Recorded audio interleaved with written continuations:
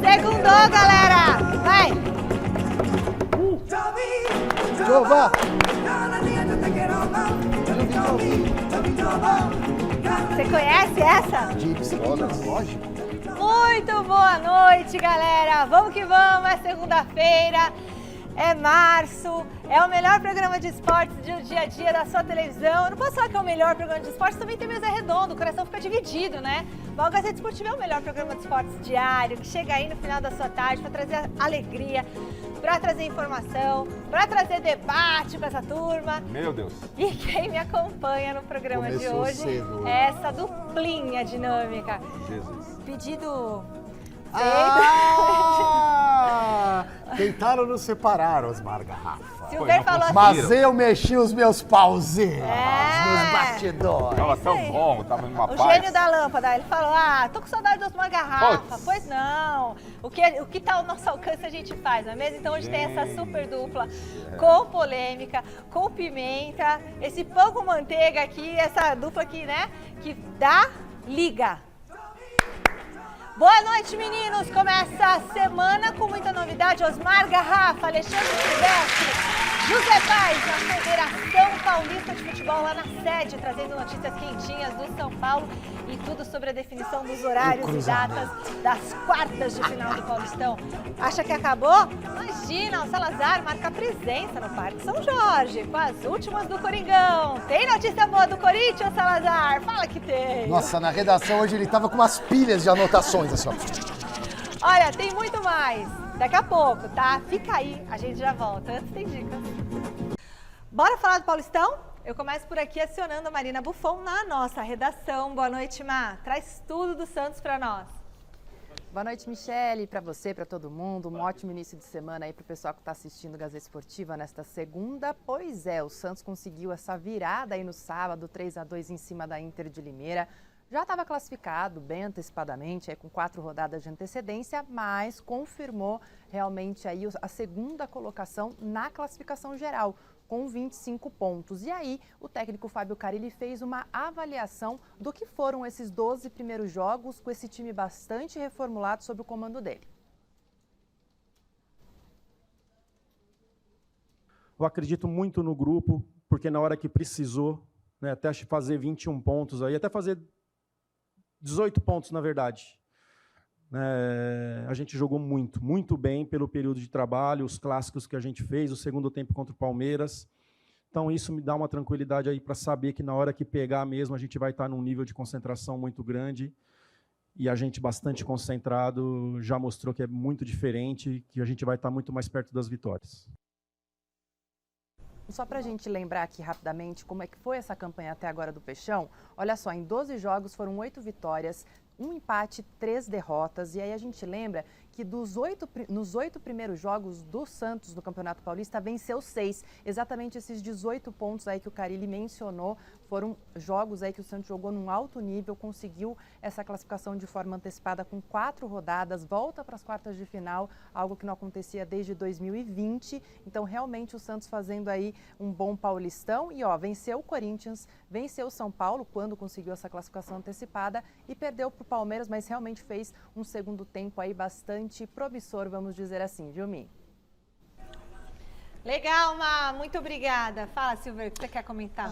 O Santos faz uma campanha muito decente, preparando o terreno para disputar a Série B, um momento tão difícil da história do clube, o mais difícil de todos os tempos, fora de campo, questão financeira, queda para a segunda divisão e o Campeonato Paulista que poderia servir só para dar um pouco de confiança, né?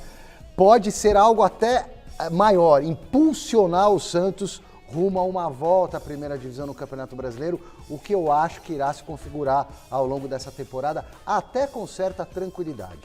Eu não acho um campeonato decente, não. Acho um campeonato espetacular do Santos, né? Eu vou mais além, porque a expectativa que eu tinha com o Santos, com tudo que aconteceu, cai a Série B, vem um novo treinador, é um início de trabalho, reformula praticamente todo o elenco, ou cerca de 80% a 90% do elenco. Você vai esperar o quê? É um Santos preparando um time para a Série B. Está fazendo isso. Mas nessa preparação dentro do Paulista, o Santos brigou até a última rodada pela liderança no geral. E brigou contra quem? Contra o favoritíssimo Palmeiras. Pois é. Não é? E detalhe importantíssimo, como esse campeonato tem um regulamento maluco, que foi aprovado pelos presidentes dos clubes, o Santos, ele tinha dentro do seu grupo as equipes mais fracas. As duas equipes rebaixadas estavam dentro do grupo do Santos. O Santos não enfrentou os mais fracos. O Santos enfrentou as equipes mais fortes do campeonato. É verdade. Então, a campanha do Santos é espetacular no E campeonato nos clássicos paulista. ganhou 2, perdeu pro Palmeiras, mas foi pau a pau com o Palmeiras. Então, que todos entendam que o Santos está sim na briga pelo título. E muito mais leve do que, por exemplo, o São Paulo, Porque em termos de chega cobrança. sem o compromisso, É isso, né? porque a expectativa era outra. O São Paulo, você vê o que aconteceu, onde classificou, quase caiu o mundo lá no Morumbi. Cobrança forte, foi na Bacia das Almas.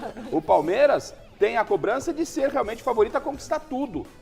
E já o Santos entra por fora muito mais leve. É isso aí, é o azarão, né? É isso aí. Eu já não coloco Não é ele nem como azarão, azarão, nem não. é mais azarão, Coloco né? como uma realidade, mas sem a pressão e a cobrança Sem de a uma cobrança. expectativa maior. Eu acho que tem grandes chances, viu? O Corinthians se despediu ontem do Paulistão e não foi de forma empolgante, não. A gente vai assistir o fim de campanha do Timão no estadual, na tela. A despedida do Corinthians no Campeonato Paulista foi tão melancólica quanto a campanha do time no torneio. Contra o Água Santa em São Bernardo, o Timão teve o auxiliar Bruno Lazzaroni no lugar do suspenso Antônio Oliveira.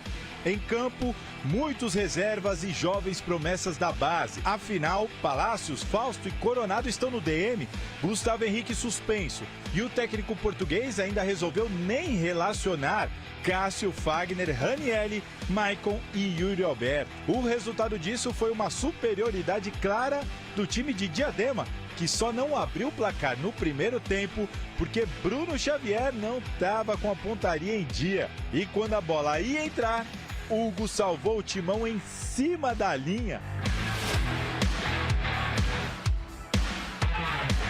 Para piorar, Rian recebeu 2 cartões amarelos antes do intervalo e deixou o Corinthians com um jogador a menos. Aí já viu, né? O segundo tempo foi na mesma linha, com o Água Santa em cima e o Corinthians se segurando. No fim, o 0-0 resumiu bem a campanha de Corinthians e Água Santa. Ambos eliminados ainda na primeira fase desse Paulistão.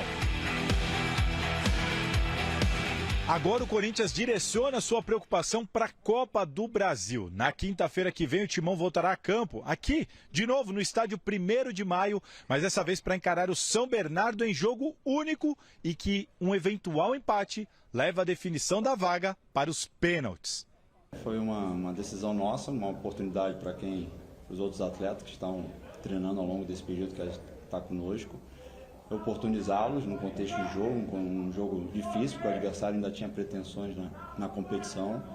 E agora, a partir de agora, o foco total passa a ser na quinta-feira. Hoje a gente já conseguiu, no treino da manhã, já passar algumas informações com o Antônio. E aí a gente vai com foco total na quinta-feira, que é uma decisão para a gente. Quanto à expulsão, eu particularmente achei que foi injusta. Primeiramente, eu considerei falta em cima do Rian. E depois até questiono um pouquinho se houve falta realmente para cartão amarelo no segundo lance. Gente, que eu acho tão triste o Corinthians não ter chegado, enfim, uma série de erros e que começaram lá no ano passado e acho lamentável o Corinthians não estar na final do Você Paulista. usou a palavra triste e esta é a realidade do Corinthians hoje. É uma realidade triste. Corinthians fora da fase de classificação do Campeonato Paulista, com uma briga política que parece não ter fim, a eleição parece que continua a todo vapor. O Corinthians não consegue se encontrar, se libertar dessa briga política. Não é? É situação falando, é oposição falando, a coisa não está fluindo. E o Corinthians com sérios problemas e com uma decisão importantíssima contra o São Bernardo na próxima quinta-feira pela Copa do Brasil. E o momento é tão triste que não dá, numa circunstância normal, com todo respeito ao São Bernardo, com todo respeito ao trabalho do Zanardi, ao trabalho feito por lá, numa situação normal, o Corinthians iria para essa decisão, mesmo jogando em São Bernardo, como favorito.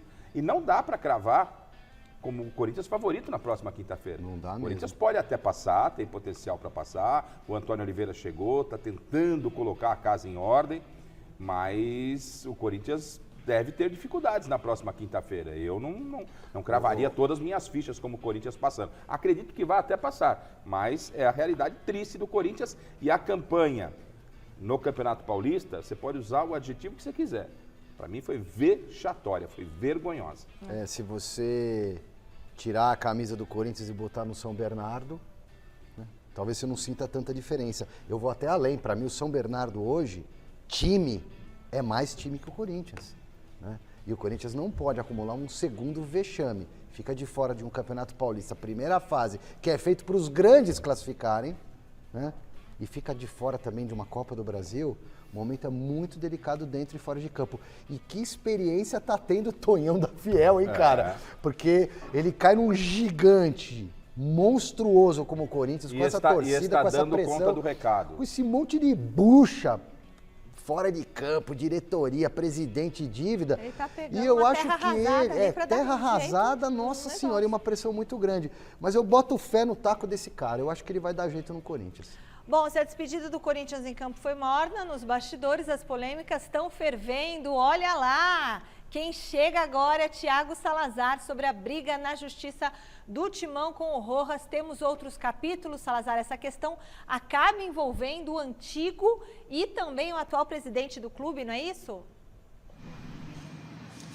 Exatamente isso, Michele. Boa noite para você, para todo mundo que está acompanhando o Gazeta Esportiva. A gente está aqui na porta do Parque São Jorge. Hoje foi um dia de muita apuração, de muita movimentação nos bastidores, não só sobre o caso Rojas. Já já a gente vai trazer mais novidades sobre outras situações.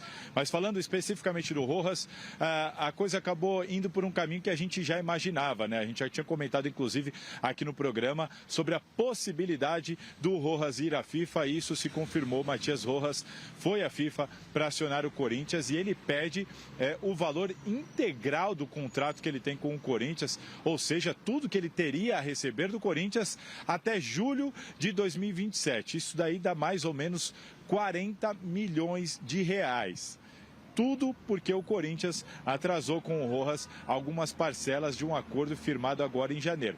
Só para vocês entenderem, o Corinthians tinha um acordo com o Rojas, um contrato de R$950 mil por mês. Eu informei isso aqui com exclusividade na Gazeta. E a informação que eu tenho é o seguinte: o acordo de 950 mil por mês, ele juntava a parte de salário e a parte de direito de imagem. O clube pagava isso mensalmente. Isso está em dia porque foi tudo colocado em CLT.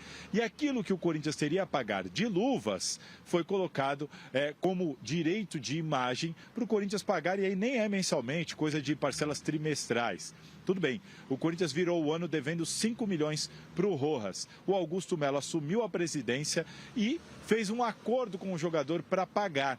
Só que o problema é que a diretoria do Augusto também não conseguiu honrar com esse compromisso. Mas nessa novação do acordo, o Augusto topou uma cláusula que permitiu o Rojas deixar o clube caso tivesse um novo atraso. Essa cláusula foi inserida, o Corinthians cometeu um atraso e o Rojas fez valer a cláusula, pegou as malas e foi embora. E aí a dívida, que segundo o presidente estava em 8 milhões, agora virou uma cobrança de 40 milhões, que é o que o Rojas está pedindo lá na FIFA. Mas a gente sabe também, conversando com advogados que trabalham na FIFA, eu conversei com um deles, que me disseram que, olha, a FIFA provavelmente vai dar causa ganha para o Rojas, mas nunca que ela vai concordar com esse pagamento de 40 milhões, porque a FIFA adota um critério ali de quanto tempo o jogador cumpriu de contrato, quantos anos ele tem, para onde ele vai, quanto que ele vai receber, mas provavelmente o Corinthians vai ter que sim pagar alguma coisa para o Matias Rojas. E a informação que eu tenho é que o Corinthians aqui não quer resolver na FIFA, quer procurar os advogados do Rojas, sentar e chegar a um acordo para que ele vá lá e tire essa ação da FIFA, até para o Corinthians não sofrer um transfer ban, não ficar proibido de contratar jogadores, não ter nenhum outro problema nessa esfera, Michele. Então, vai depender de que tipo de acordo o Corinthians vai conseguir fechar com o Matias Rojas nesse meio tempo. O Corinthians agora corre contra o relógio, Mi. É muito dinheiro. É muito dinheiro para tudo quanto é lado. E olha, gente, quem faz esses acordos eu não sei. Parece que o Corinthians sabe, essas empresas norte-americanas do Vale do Silício que tem dinheiro porque é incrível. Como é que é acreditado, você que é formado em Direito, aos amigos, não sei o que, aos inimigos a lei? Aos amigos tudo, aos inimigos a lei, mas isso não é do direito. Mas isso aí é muito usado pelos Mas advogados. é boa, né, essa daí. É mais ou menos isso que está acontecendo, porque o Corinthians demonstra... Pra você a lei. Pra mim a lei, né, Garrafa? Sempre, né? Ai, meu Deus do céu, não quebra o meu raciocínio, cara, que eu já fui num outro lugar, mas deixa pra lá. O que eu enxergo nisso tudo? Uma terrível gestão, é óbvio, né? E um péssimo relacionamento também, porque nem na conversa conseguiram levar, né? Então aí vai pra lei, porque o Corinthians está devendo mesmo, o cara tem o direito. Pois é. Então não conseguiu o Corinthians. Habilidade de combinar, de sentar, Exatamente, de negociar. talento de pelo menos trazer o cara na conversa, calma aí e tal, não sei o que, vamos resolver de outro jeito, não, né? Bom, eu cansei desse Rojas, na boa. Também. O Corinthians deve pra tanta gente. Então não tem uma outra despesa pra gente falar? Sei lá, de energia elétrica. Esse cara não fez nada pelo Corinthians. Né? E ainda ficam falando desse cara, desse Rojas pra lá, o Rojas pra cá. Ficou tão nervoso, deixou cair até não, mas não é, caiu aí. Cansa esse Rojas. Acho que caiu. O microfone caiu. Só o microfone. Calma, respira mas não pra falar. Mas não cansa, porque o Corinthians, ele deve 40 milhões pro Rojas, deve dever mais pra outras pessoas. Então, vamos falar de outras dívidas, porque esse cara não marcou um gol com a camisa do Corinthians, não chutou uma bola e vai levar essa bala. Então, sabe, o Corinthians tem que pagar, tem que pagar. Eu não sei se tem que pagar isso, e é isso realmente que deve, porque isso é o que ele tá pedindo. Né? Vamos ver, vai pagar, é o que ele pede, vamos esperar. Mas ele ver tá o que com vai a fazer. faca e o queijo na mão, porque ele tá com Mas a não é lei só da ele, FIFA todos a favor os dele, né? Todos os credores vão à justiça contra o Corinthians. É um problema que o presidente Augusto Melo sabia que teria pela frente, fez um acordo, pelo que disse o Duílio, fez um acordo, não é? De que se não recebesse nada poderia sair livre. Não sei se isso foi bom ou ruim para o Corinthians, mas eles que se virem lá. Só que eu não aguento mais falar desse Rojas. Esse cara não deu um chute na bola no Corinthians, velho. Então, isso é verdade. já Bom deu. empresário, hein? Calma, empresário é bom. calma, Quem que é é o bom. empresário dele? Viu, Salazar? Depois eu queria saber quem que é o empresário do Rojas. E se ele tem outros jogadores aí, porque eu quero ficar esperta. Se teve um jogo que rendeu emoção no fim de semana, foi Ituano e São Paulo. Que vitória do tricolor lá no interior paulista! Se liga na tela!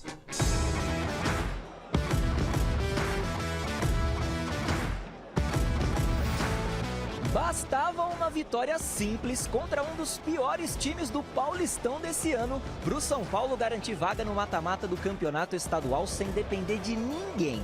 Só que de simples, a vitória para cima do Ituano não teve nada. E ó que o jogo em Itu começou assim, com o São Paulo indo para cima, apesar do gramado muito pesado por causa da chuva que caiu antes da bola rolar. A resposta do Ituano veio nessa cabeçada perigosa do Tony Anderson, que o Rafael defendeu. Mas quando o Ferreirinha teve a segunda chance dele, agora de cabeça, aí não teve jeito. 1-0 São Paulo.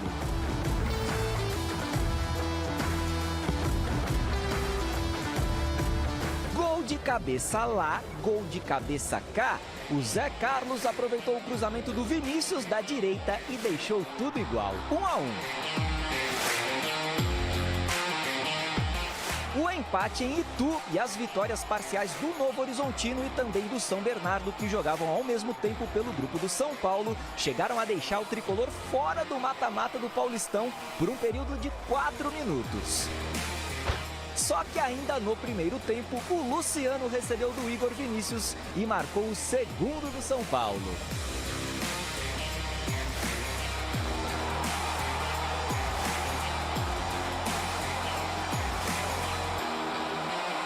O terceiro até poderia ter saído nesse lance envolvendo o Juan, que entrou na vaga do Caleri com dores na perna direita.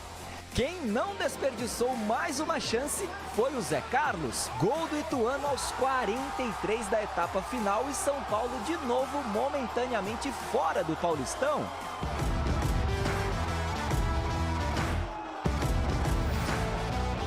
Quando tudo parecia perdido, o VAR entrou em ação e ajudou o árbitro Rafael Claus a dar esse pênalti em cima do Juan.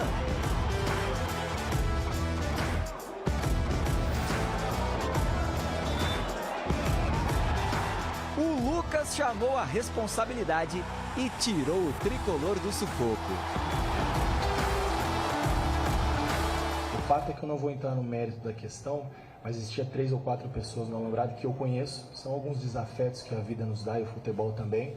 E quando você está num estádio muito pequeno, muito ajustado ali, e desde o início, desde o pré-jogo, algumas ofensas de cunho muito pessoal, direcionado ao nome dos meus filhos, da minha esposa, a gente tem um limite. Não me arrependo, mas de maneira nenhuma ao Ituano, às pessoas que trabalham aqui que eu respeito demais. Com esse resultado aqui em Itu, o São Paulo está classificado para o mata-mata do Campeonato Paulista. O tricolor vai pegar o Novo Horizontino nas quartas de final em partida única realizada no estádio do Morumbis. Já o Ituano está rebaixado para a Série A2 do Paulistão. Terceira melhor campanha, quebra de tabu, título, classificação à próxima fase, eu vejo o saldo muito positivo. É tudo que nós queremos para o São Paulo ainda? De maneira nenhuma.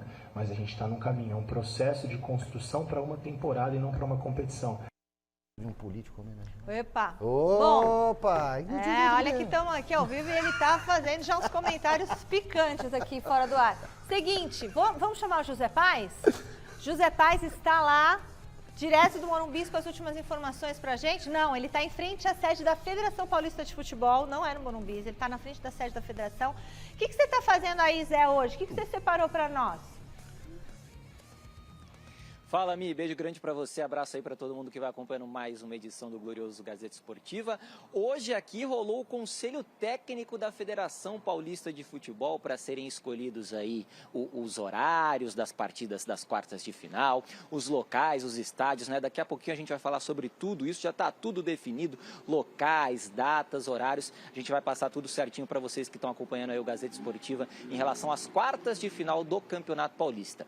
Primeiro sobre o São Paulo. O técnico Thiago Carpini foi muito criticado por parte da torcida do Tricolor por causa das mexidas dele na partida de ontem lá contra o Ituano. Foi no sufoco, hein, Michele? Mas deu. São Paulo avançou, vai disputar o mata-mata do Campeonato Paulista. Ele fez 5 substituições. Ele colocou o Michel Araújo na partida ali no intervalo, na vaga do Bobadilha. Colocou o Juan na vaga do machucado Caleri, como a gente viu aí na reportagem.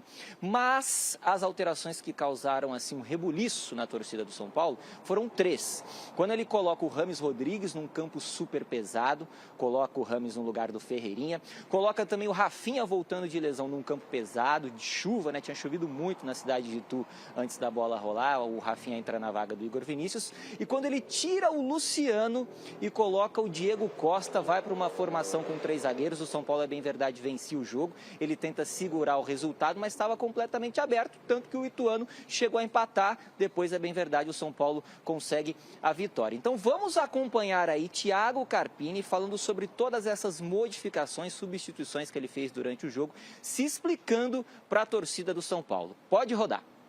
Eu optei em fortalecer um pouco mais o setor defensivo, controlar bem o jogo com a entrada do Rames e do Rafinha. São caras que têm essa capacidade, o Rafinha quase que fazendo uma saída de 3, sempre por trás da linha da bola.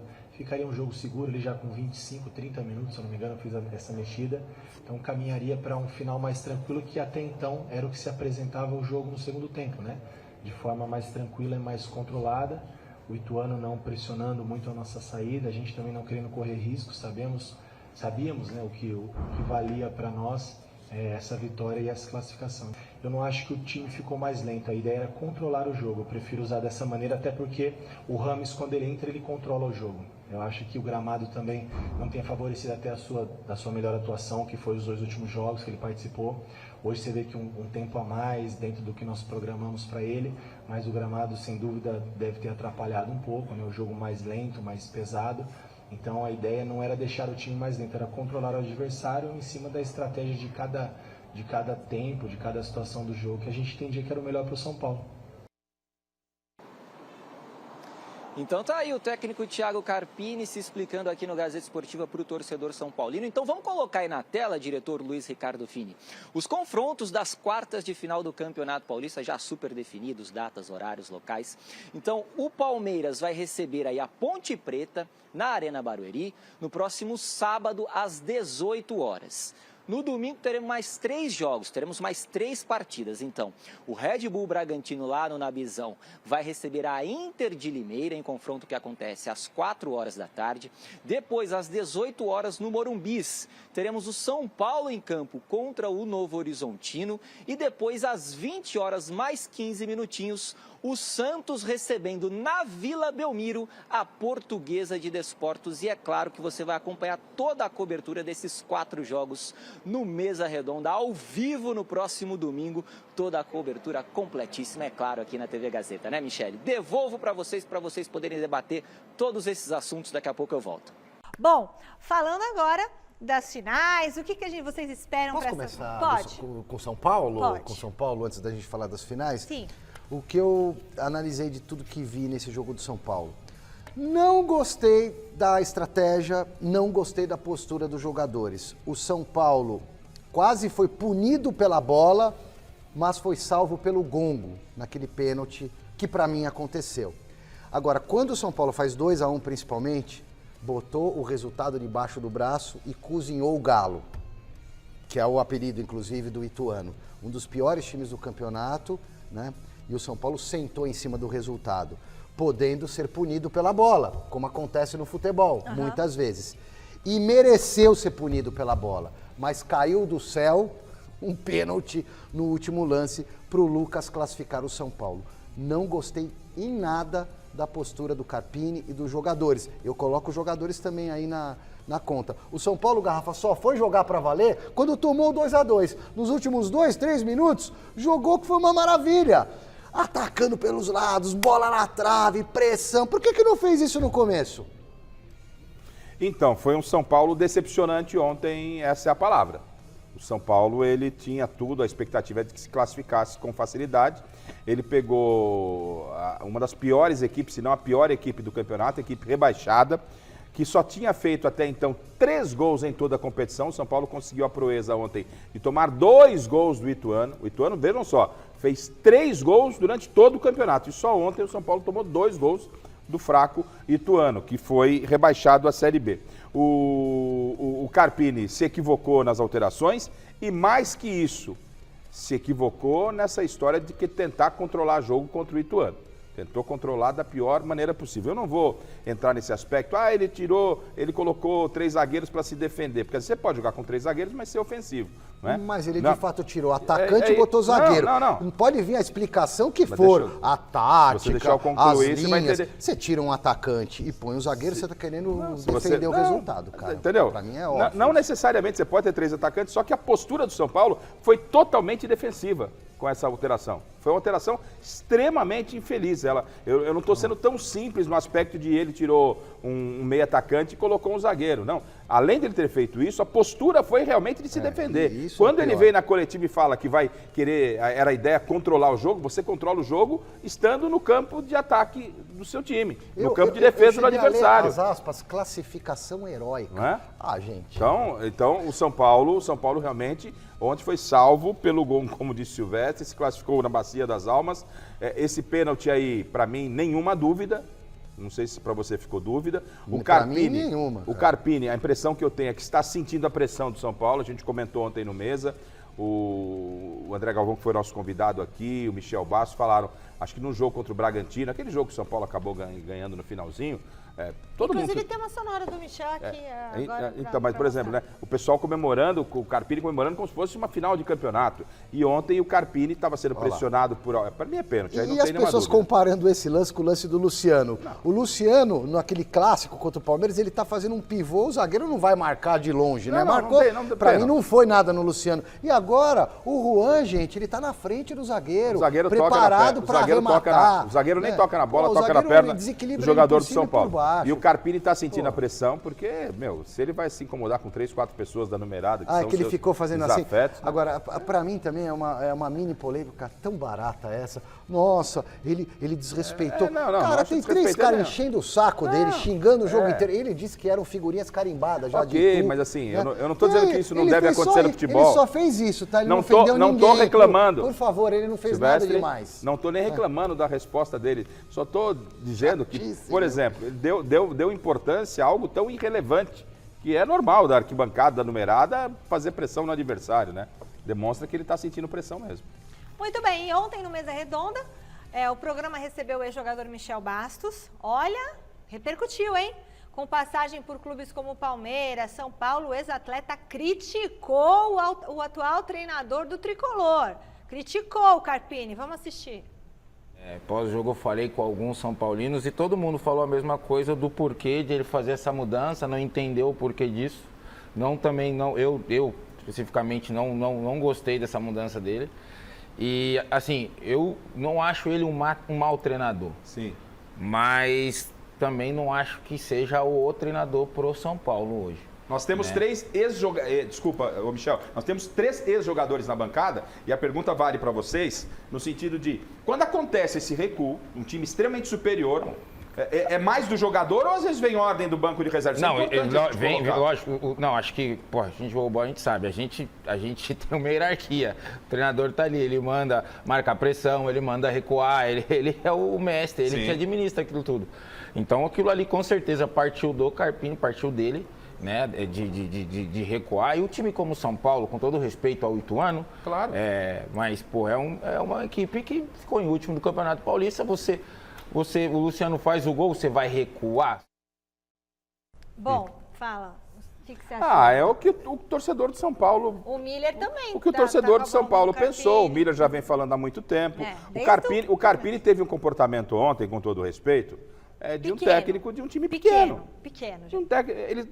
Ele é técnico do São Paulo, contra o frágil Ituano, rebaixado Ituano. Eu ouvi gente dizendo assim, que ele estava acostumado a dirigir, com todo respeito também, um time pequeno, então na intuição, né, no reflexo. Não, mas não pode, ele fez o que ele... vamos parar, gente. Ele sabe que ele está no São Paulo, é óbvio que ele sabe. Mas não se comportou como tal. Também não acredito que deva derrubar o Carpini com 2 meses de trabalho. Se tivesse perdido ele ontem... Tá com algumas dificuldades para fazer as ontem, Silvestre... O meu amigo André Hernan, que é um apurador nato, disse que ele não cairia. Mas ele armaria bem a cama dele para ele cair. Porque assim é o futebol brasileiro.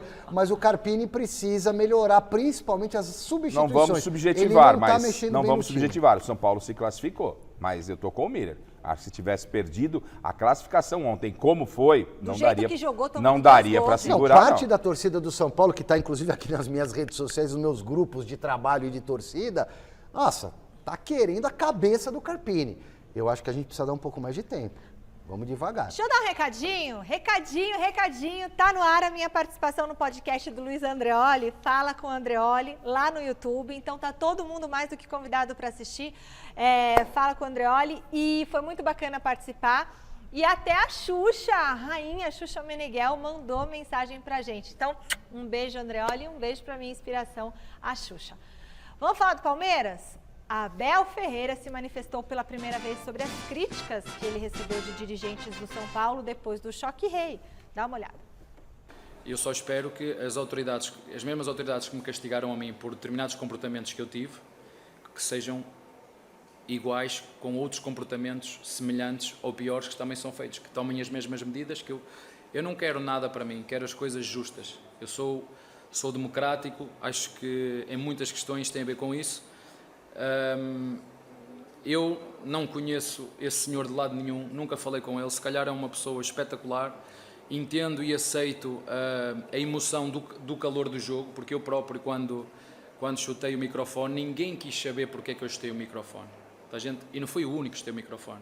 O Guardiola já chutou o microfone, o Vítor Pereira chutou o microfone, há treinadores que apontam o dedo na cara dos árbitros, há uma série de situações e eu fui punido, castigado e cumpri por isso. Eu sou ser humano, eu tenho emoções e no calor de jogo estas emoções, e eu entendo essas emoções.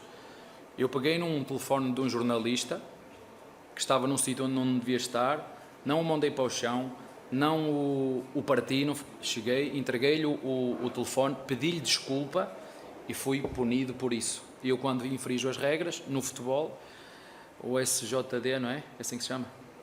Pelo menos comigo tem sido muito rigoroso. Eu não espero lhe dar mais trabalho nenhum, nem a eles, nem ao advogado Palmeiras. Já disse à Leila que pode despedir o advogado, não precisa de me defender mais. Mas pronto, eu espero o mesmo tratamento para mim, que seja igual para os outros, só isso. Mas além ele deve ser punido, mas além da punição desportiva... Não sei, eu vou... Como te disse, tudo, há limites para tudo e na altura certa vocês saberão. Bom, Abel Ferreira, você estava lá na entrevista, você até fez pergunta para ele, né? Provoquei a situação porque o Soler, não, acho que foi o PVC, o repórter da Bandeirantes, o neto do Luciano do Vale, esqueci. Paulo do Vale, perdão. Paulo do Vale abordou logo no começo da entrevista toda a história do Choque Rio. O Abel se esquivou, aí quando deu a volta, eu toquei de novo no assunto de um outro jeito e deu essa resposta aí. Acho que ele foi diplomata, como deveria ser nesse momento. Quando ele está de cabeça quente, normalmente não consegue, mas passado um tempo, ele fez o que eu acho que as diretorias deveriam ter feito. E não adianta só ir lá na federação na calada da manhã, assinar ou não assinar, ou se comprometer. Deveria Leila, Júlio Casares terem aparecido, dando uma entrevista, uma coisa um pouco mais ostensiva, assim, na minha opinião. Acho que eles estão cansados, né? Foi muito desgaste isso tudo, o Silvestre, foi muito desgastante. Só que para algumas pessoas esse desgaste aí é a validade para sair espancando o outro. Eles nem...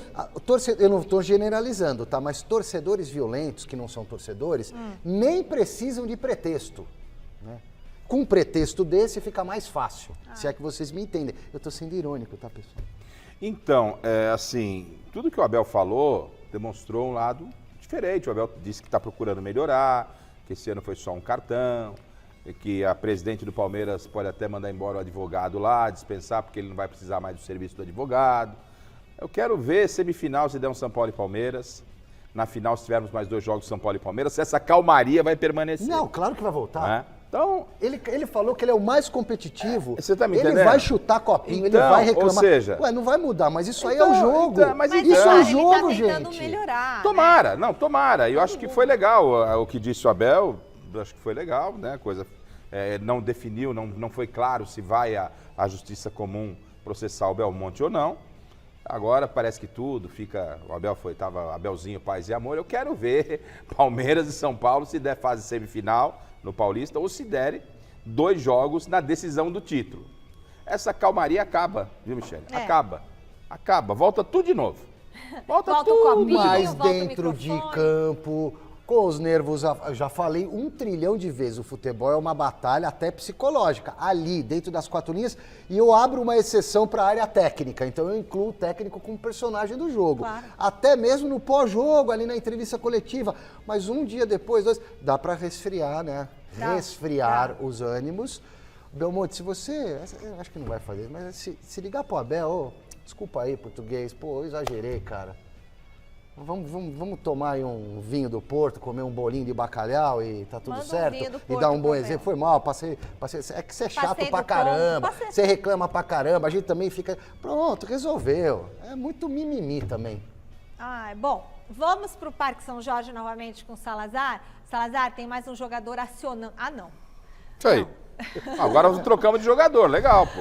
Não, Salazar, tem mais um jogador acionando o Corinthians na Justiça? Como é que é isso?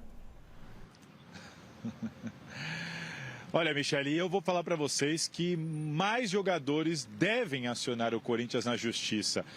Vamos lá, primeira coisa, o Alexandre Silvestre comentou aí de falta de habilidade nas negociações, passa muito por isso, viu? Silvestre foi na mosca. E, Michele, você me perguntou quem que é o empresário do Matias Rojas. É o André Cury, que também acionou o Corinthians na Justiça.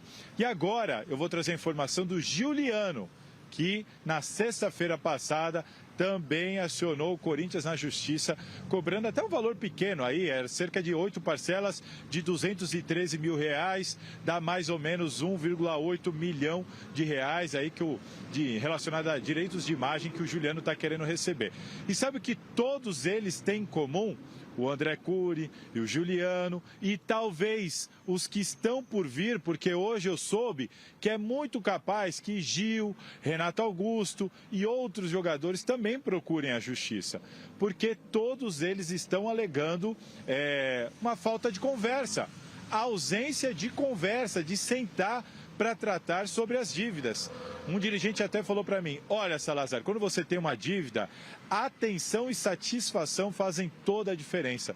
Por que está todo mundo vindo? Os empresários estão cobrando, o Carlos Leite está cobrando, e agora aí, nessa sexta, o Juliano acionou o Corinthians na Justiça, porque eles alegam que não está acontecendo, não está havendo diálogo com a atual administração do Corinthians, portanto aí com o Augusto Melo e os seus pares. O Juliano é exatamente isso. Hoje eu fui me informar sobre o motivo do Juliano ter acionado o Corinthians na Justiça e a informação que veio do staff do Juliano é: não tínhamos outra alternativa. E ele está muito incomodado, assim como o Renato Augusto, Gil. Juliano é um dos jogadores que ficou muito incomodado pela maneira como foi tratado.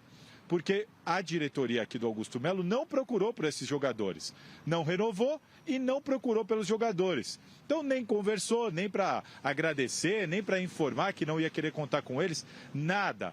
Eles pediram para o Duílio que fez esse comunicado aos jogadores e não houve nenhum outro tipo de contato. E se você deve para o jogador e não procura por ele, o que vai acontecer?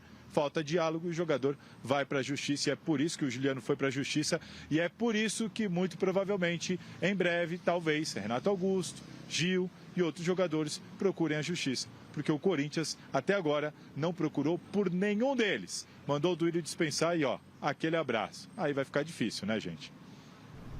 Não, mandou o Duílio dispensar, não. O Duílio dispensou e aí acho que o Duílio deve ter avisado a nova diretoria, imagino eu, ou alguém tem que combinar o negócio, não é? Não, foi a nova diretoria que dispensou todo mundo. Não, também fala, Salazar, foi a nova diretoria que dispensou todo mundo, então eles tinham que ter, eles sabiam dessas condições, entendi. Nossa senhora, nem brinca, amanhã traz mais cenas dos próximos capítulos, entendi. Não foi o Duílio, foi a nova diretoria, dispensou, tem que procurar para fazer o acordo. Senão, já viu, né? Vamos lá, mais você tem uma pergunta para o Salazar? Tenho. Manda bala. Deixa eu aproveitar, o Salazar ele tem todas as informações do Corinthians. Eu vou dar até a fonte de onde eu li, Salazar. É claro que estou confrontando aqui o trabalho de jornalista A ou jornalista B. Foi o Leandro Quesada que trouxe essa informação, estava acompanhando o trabalho dele. E eu queria saber como é que anda o recebimento dos jogadores que estão no Corinthians. Né? O Quesada falou, acho que o Cássio tem quase de 6 a 8 milhões para receber. Fausto Vera tem 3 milhões. Que mais que ele falou? Yuri Alberto, 4 milhões. Mosquito, 1 milhão. Fagner, de 2 a 3 milhões. Esse pessoal também, o pessoal que está no Corinthians, está com toda essa bala também em atraso, o Salazar? O que você tem para a gente nesse sentido? Garrafa, o que eu tenho para vocês é que até a virada do ano o Corinthians não devia nada para nenhum jogador do elenco relacionado à CLT. E o Corinthians tinha, sim, algumas pendências relacionadas a direitos de imagem que vem de muitos e muitos anos aí. Estamos falando de 2, 3 gestões para trás, direitos de imagens que vêm se acumulando e aí você faz acordos. O Corinthians tem alguns acordos com esses jogadores, né? Teve direito de imagem que reduziu, inclusive com o Cássio, por exemplo, que você falou, com o Fagner, com o Gil. O Corinthians fez um reacordo ali, uma novação de acordo com esses jogadores sobre direitos de imagem. E o que eu sei é, quando virou o ano, virou devendo nada para ninguém ali relacionado a CLT e com alguns direitos de imagem parcelados. Só que agora, na virada do ano para cá, né, de janeiro para cá, o Corinthians mais uma vez não conseguiu honrar com alguns desses direitos de imagens. Muito porque todos os clubes passam por um perrengue grande em início de ano, porque não tem direito de transmissão ainda e tudo mais. E aí vem uma crítica, por exemplo, de algumas alas aqui do Parque São Jorge. O Augusto foi para o mercado, comprometeu 130 milhões ou mais em reforços. Mas e esses jogadores? E essas dívidas? É o que se fala por aqui. Como é que fica? Estamos esperando. O Corinthians está contando muito com o adiantamento dos valores das vendas do Moscardo e do Murilo. Mas até agora não caiu nada. Veja só, Michele, a gente pega esse exemplo, né? Um abração ao Quesada, são jornalistas muito bem informados, assim como o Thiago Salazar. O Salazar confirma também essa informação. Como é que você pode imaginar? Ah, não, CLT. Gente, CLT é uma pequena parte do salário dos caras. Aí os caras estão com o salário atrasado. Jogadores titulares do Corinthians. E parece que tem um limite agora para você fazer o direito de imagem. Enfim, se mas, eu não me engano, 40%. Mesmo assim que seja, você não está recebendo o seu salário. Passa a faca no seu salário. Ah, o cara ganha muito. Gente, mas o grande gasto fatia, dele, é mas isso o aí. gasto dele é proporcional e é o dinheiro dele, se ele quer aplicar, tem apartamento que comprou, e aí faz um acordo e não cumpre o acordo. E aí você vê investimento em outros jogadores. É verdade que esse investimento não foi cash, mas olha só, quando você pega este cenário, é um bolo este sem fim. Aí cenário, você faz aliança com o empresário, uma atrás da outra, no desespero, e você juros, vê, aí você juros e mais abre o juros. noticiário, vê, sabe como é que a coisa vai funcionar? Não funciona. Como é que vai uma funcionar, bola cara? de neve. Olha a situação que está o Corinthians. Olha o tamanho do problema que está o Corinthians. Não quero falar se é A, se é B. Eu só quero dizer o seguinte, porque o torcedor corintiano está preocupado com o momento do Corinthians. Então, olha o buraco que está, o rombo que está o Corinthians. Isso porque o Corinthians era para ser uma máquina de fazer dinheiro com essa torcida monstruosa que tem e o espaço que tem na mídia e na televisão e nas cotas e etc e tal. É um absurdo. Mas está sendo uma máquina de fazer dívida, né? Pelo que a gente está vendo. Zé Paz, volta por favor aí direto da sede da Federação Paulista de Futebol para explicar pra gente como que tá o Caleri. O atacante é dúvida ainda para o jogo do final de semana? Pois é, Michele, pois é, o Caleri ainda é dúvida sim para o jogo do final de semana, né, entre São Paulo e Novo Horizontino, quartas de final, jogo único no estádio do Morumbis. O Caleri, ele tomou uma pancada na perna direita, ali numa região próxima ao joelho, logo no segundo gol do São Paulo ontem contra o Ituano. A jogada acaba se desenrolando, depois que o Caleri briga ali pela bola, tal, tenta a jogada, ela sobra para o Igor Vinícius, que cruza, o Luciano faz o gol, o Caleri fica caído ali na área do Ituano, e aí no segundo tempo ele precisa ser substituído entre o Juan.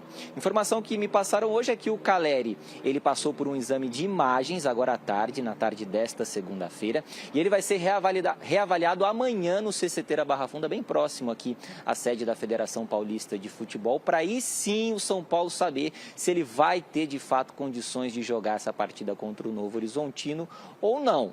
Então a expectativa é muito grande, o São Paulo folgou hoje, não trabalhou, trabalha amanhã no período da manhã, no CCT, e aí a gente vai ter uma noção melhor se o Caleri vai estar à disposição do técnico Thiago Carpini ou não.